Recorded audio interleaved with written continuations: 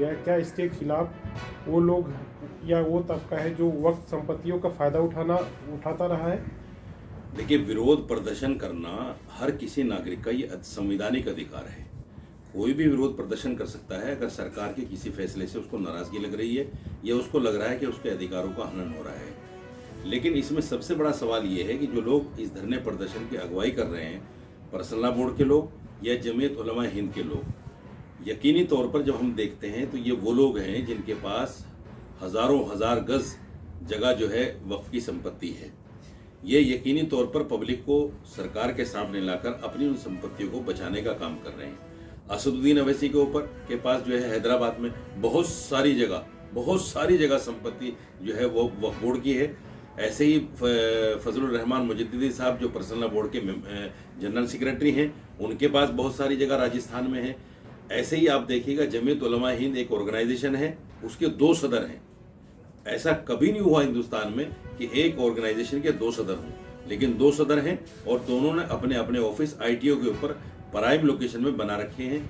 एक 2000 गज में है, करीब 2 से 2500 गज में, और 1 से 1500 गज के अंदर है, जो कई सौ करोड़ रुपए की संपत्ति है।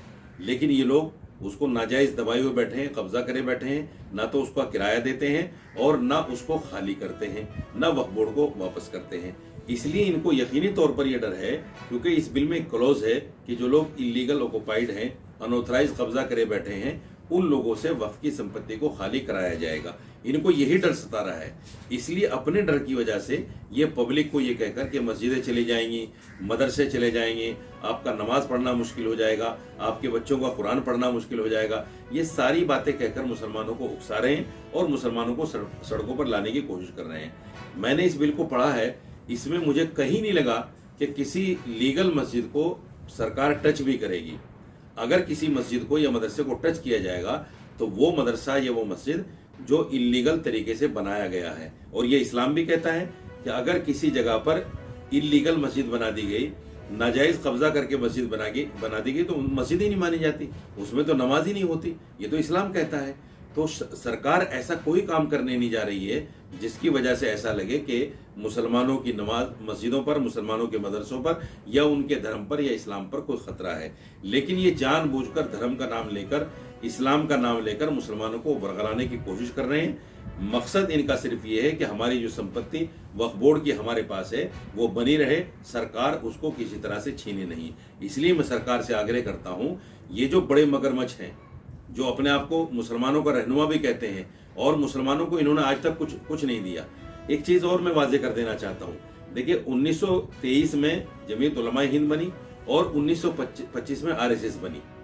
RSS ने हिंदुस्तान के कोने कोने में एजुकेशन के नाम पर जो स्कूलों का जाल बिछाया है, वहीं जमीयत उलमा हिंद जो उससे 2 साल पुरानी तंजीम है, उसका आज एक भी स्कूल नहीं है, आज एक भी मेडिकल कॉलेज नहीं है, आज एक भी कहीं किसी तरह का एजुकेशन इदारा नहीं है, और ये लोग मुसलमानों के हितैषी बनते हैं।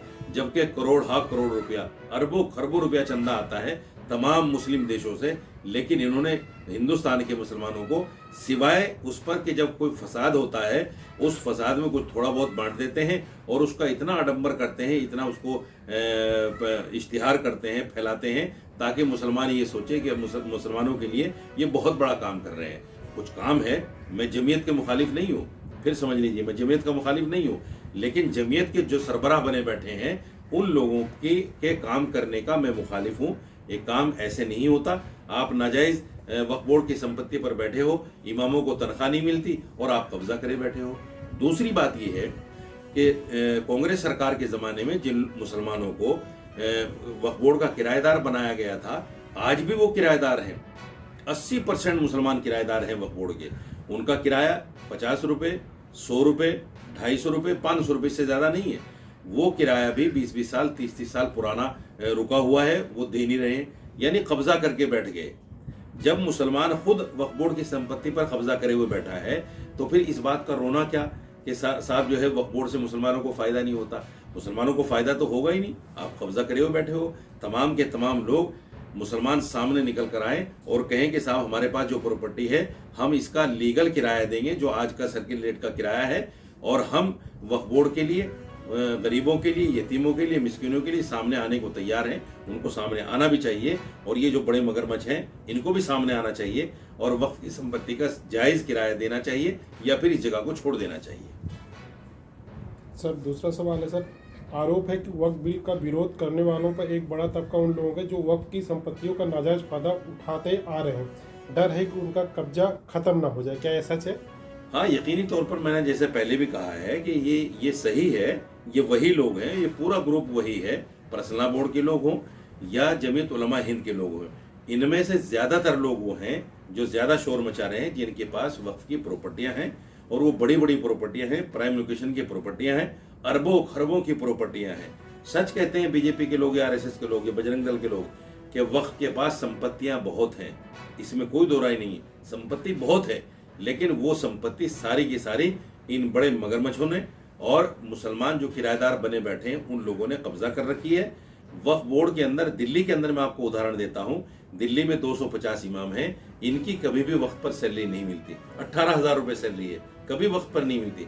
इसलिए नहीं मिलती कि वक्फ संपत्तियों का सही किराया वक्फ को नहीं मिलता, इसलिए वो सैलरी नहीं मिल पाती। जब तक सरकार ग्रांट नहीं देती, जब तक सैलरियाँ नहीं मिलती। तो इसलिए ये मुसलमानों के लिए बड़ी विडम्बना है कि इतनी ज़्यादा प्रॉपर्टी होने के बावजूद और वक्फ बोर्ड इतना बड़ा इदारा होने के बावजूद अपने 250 लोगों को सैलरी नहीं दे पा रहा है, बेवाओं को पेंशन नहीं दे पा रहा है, मुस्लिम बच्चों को स्कॉलरशिप नहीं दे पा रहा है। क्योंकि सारे मुसलमान 80% मुसलमान कब्जा करे हुए बैठे हैं और कहते हैं कि साहब हम तो मुसलमान हैं, हम तो वक्फ की हिमायती हैं और सड़कों पर यही लोग ज़्यादा निकल कर आ रहे हैं। कहीं ऐसा ना हो हमारी प्रॉपर्टियों की जांच हो जाए और हमसे ये प्रॉपर्टियाँ छीन ली जाए। Thank you sir.